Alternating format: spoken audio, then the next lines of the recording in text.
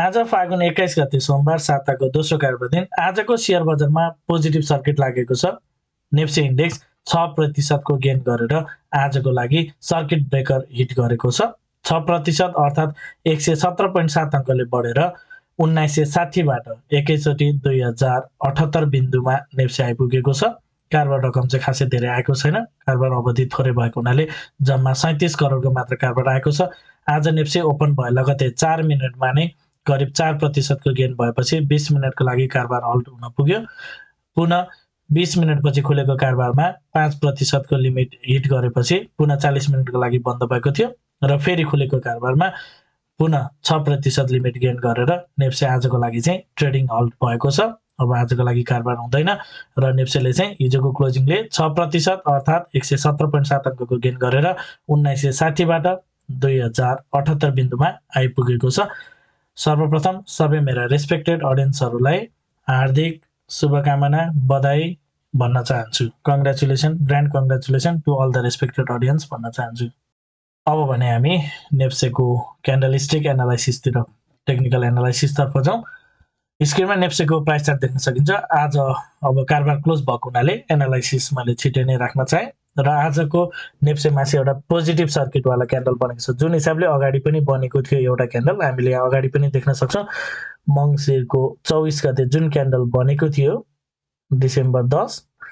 2023मा जुन क्यान्डल बनेको थियो आज पनि ट्याक्कै त्यही टाइपको क्यान्डल छ। यता 111 अङ्कको गेन थियो भने आज चाहिँ 117 अङ्कको गेन छ। हिजोको क्लोजिङले 6% लाग्ने हुनाले यो इन्डेक्समा फरक भएको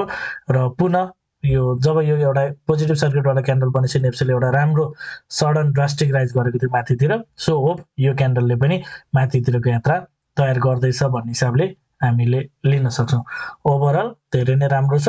अब कारोबार समय थोरै भएको हुनाले भोल्युम थोरै आएको, यसलाई चाहिँ खासै त्यति चिन्ताको विषय बनाउनु पर्दैन। अब एनालाइसिसतर्फ जाउँ। ओभरअल जुन हिसाबले माथिबाट बजार घट्दै आइरहेको थियो र माथिबाट तल आउने क्रममा चाहिँ बजार केही तलतिर जान सक्ने र विशेष गरी 1900 को लेभल अथवा इभन 88 भन्दा पनि तलतिर जान सक्ने भन्ने जुन एनालाइसिस थियो त्यो कुरालाई त नकाट्न अझै पनि मिल्दैन, त्यो अलग कुरा र तर हामीले as a trader being the trader मार्केटको मोमेन्टम र मार्केट जता जुन डिरेक्सनमा मुभ भइरहेको हुन्छ त्यतापट्टि चाहिँ आफ्नो ट्रेडिङ स्ट्राटेजीहरू चेन्ज गर्दै जान पर्ने हुन्छ। लङ टर्म इन्भेस्टिङको लागि हामीले अलग रणनीति बनाउनु पर्छ भने सर्ट टर्म ट्रेडरको लागि चाहिँ अलग रणनीति बनाउनु पर्ने हुन्छ। सो मार्केटले चाहिँ एउटा पोजिटिभ सेन्टिमेन्ट चाहिँ क्रिएट गरेको छ र अहिले मार्केट अब जुन आजको क्यान्डल बनेको छ यसले चाहिँ पक्कै पनि मार्केटलाई केही माथितिर लान सक्ने स्थितिहरू चाहिँ राख्न सक्छ। अब अगाडि पनि पोजिटिभ सर्किट बनेपछि केही मार्केट केही दिन चाहिँ साइडेज बसेको थियो। सो सेम प्याटर्न रिपिट पनि हुन सक्ला अथवा पुनः माथितिरको कन्टिन्यू गर्ला अथवा फल होला, त्यो आगामी दिनमा हामी हेर्नेछौँ। ओभरअलमा आजको क्यान्डलले सेन्टिमेन्ट चाहिँ पोजिटिभ राख्छ भन्ने बुझ्नु पर्यो र आजको क्यान्डल चाहिँ 2078मा क्लोज गरेको छ र अहिले हामीले हेरिरहँदाखेरि माथिबाट चाहिँ प्रायः जस्तो हेर्ने हो भने सप्लाई चाहिँ प्रायः जस्तो देखिँदैन, सबै सप्लाईहरू चाहिँ अलरेडी कन्ज्युम भइसकेको जस्तो देखिन्छ। सो अब मार्केट चाहिँ माथितिर जान सक्ने देखिन्छ र मैले अगाडिदेखि नै हजुरहरूलाई सेयर गर्दै आएको कुरा चाहिँ के थियो नि, यो 2200बाटै मार्केट तलतिर आउने क्रममा चाहिँ नेक्स्ट टाइम मार्केट यदि माथितिर लाग्छ विशेष गरी 2070 भन्दा यदि मार्केट माथितिर क्लोज गर्छ भने चाहिँ मार्केटले यो 2100-2200लाई ब्रेक गर्दै मार्केट पुनः 2200 भन्दा माथितिर मिनिमम पनि 2300सम्म पुग्न सक्छ भन्ने कुरा अगाडिदेखि नै सेयर गरेको कुरा, त्यो कुरा भ्यालिड नै छ। तल आउँछ भने तलतिर आउने चान्स 1900-8800 को यात्रा इभन त्योभन्दा तलतिरको पनि सुरक्षित छ। माथितिर जान्छ भने मार्केटको लागि चाहिँ 2070 भन्दा माथि क्लोज गरिसकेपछि चाहिँ पुनः 2100-2200 भन्दा पार गरेर माथितिर जान सक्छ भन्ने कुरा थियो, त्यो भ्यालिड छ। र आजको क्यान्डलले चाहिँ कतै मार्केट चाहिँ अब माथितिरको यात्रा तयार गरेको हो कि भन्ने देखाउँछ।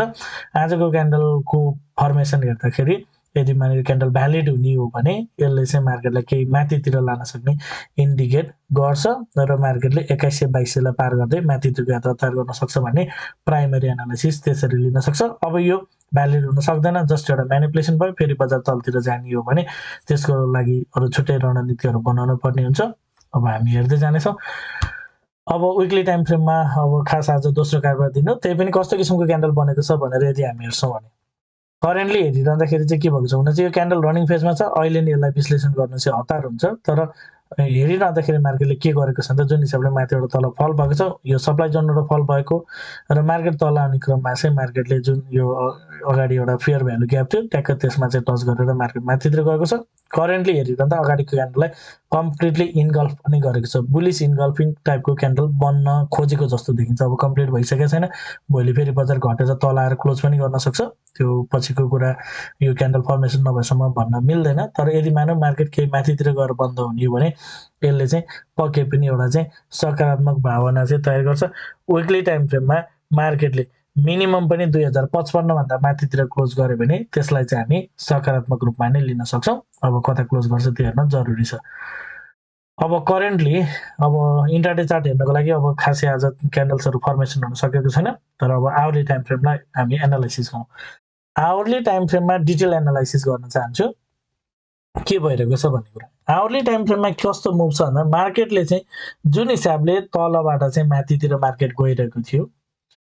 माथि जाने क्रममा हायर हाई एउटा हाईभन्दा अर्को हाई माथि एउटा लोभन्दा अर्को लो माथि हायर हाई र हायर लोको सिरिज थियो तर जब 2215बाट मार्केट तल फल भयो तल फल हुने क्रममा मार्केटले चाहिँ जुन अगाडि क्रिएट गरेको लो थियो 2020मा एउटा हाई लो क्रिएट गरेर त्यसलाई चाहिँ ब्रेक गरेर मार्केट तलतिर झरिसकेको छ सो यो लोको दाँजोमा चाहिँ लोवर लो फर्मेसन हुन्छ हुन चाहिँ अब आवरली टाइम फ्रेमलाई कसरी विश्लेषण गर्ने त्यो अलग कुरा रहन्छ प्राइमरीली हामीले विकली टाइम फ्रेम डेली टाइम फ्रेमलाई प्राथमिकता दिनुपर्ने हुन्छ र यदि आवरली टाइम फ्रेम अनुसार यदि हामी हेर्ने हो भने चाहिँ यो हाई र यो लो हेर्दाखेरि लोवर लोको फर्मेसन भएको हुनाले मार्केट माथितिर गइरहेको जबसम्म यो 2215 पार गर्दैन तबसम्म आवरली टाइम फ्रेम अनुसार चाहिँ हामी यसरी बजार माथितिर गए पनि मार्केटले यो 2215लाई चाहिँ पार गर्न नसक्ने र फेरि पनि मार्केट चाहिँ त्यहाँबाट तलतिर आउँछ कि भन्ने हिसाबले हेर्न सकिन्छ आवरली टाइम फ्रेमको क्यान्डल यदि हामी चार्ट फर्मेसन हेर्ने हो भने किनभने यो लो भन्दा यो लो तल झरिसकेको छ लोवर लो फर्मेसन गरेको छ सो माथि गएर लोवर आयो भने फर्मेसन गर्ने हो कि भन्ने एउटा त्यो कुरालाई चाहिँ माइन्ड सेट गर्नुपर्छ भोलि आजको पोजिटिभ क्यान्डल बनेको छ डेली टाइम फ्रेममा सर्किट ब्रेकर नै भयो लागेको छ आज यसले त पुरै पोजिटिभ सेन्टिमेन्ट क्रिएट गरेको छ यति हुँदाहुँदै पनि बजार घट्यो भने मार्केटमा विश्लेषण कुन तरिकाले गरिन्छ भन्ने सन्दर्भमा we can go to the hourly time frame यो लोको दाँजोमा यता लोवर लो फर्मेसन गरेको छ सो मार्केटले लोवर हाई क्रिएट गर्नको लागि नै माथि गएको हुन सक्ने र फेरि मार्केट चाहिँ तलतिर आउन सक्छ भन्ने कुरा चाहिँ हामी हेर्न सक्छौँ र तल आउने क्रममा यहाँनिर अगाडिको यो लोभन्दा अगाडिको हाई यो छ भन्ने सन्दर्भमा यो चाहिँ एउटा जस्ट एउटा